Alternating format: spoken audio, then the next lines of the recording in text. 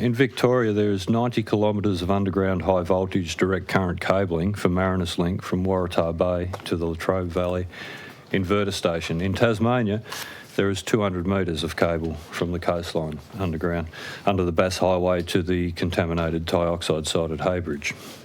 Why are you allowing Tasmanians to be treated less than Victorians by Marinus Link and TasNetworks by pushing overhead transmission onto landowners when undergrounding is a practical alternative? The Northwest Transmission Development is a transmission upgrade. It's an augmentation of existing transmission.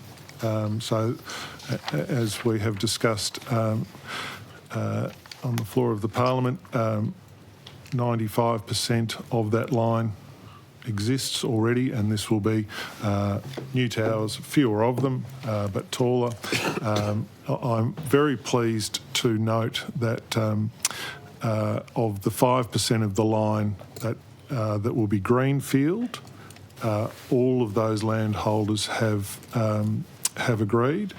So we've got agreement from all of the greenfield sites, and it's only that cohort of existing transmission owners that TasNetworks is working with. So that's very positive news for this. As I say, in terms of undergrounding, there is obviously the cost element to that. It is a very substantial cost. People will tell you between 8 and 10 times more expensive. So for the case of the Northwest Transmission Development, where it's a $1.1 billion investment by TasNetworks, that then becomes a very large and unwieldy number and has a massive impact on Tasmanian energy customers.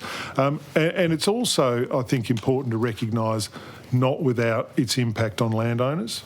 Having the cable buried doesn't mean it just goes away. It really doesn't. And in a lot of cases, we're actually hearing that there are more concerning impacts from having buried transmission than overhead transmission. So, look, I know it's been one of those conversations that's gone round that this is something we should be looking at. I think at the moment it is so massively cost prohibitive when you're talking about the augmentation of an existing line that it quickly goes out of consideration.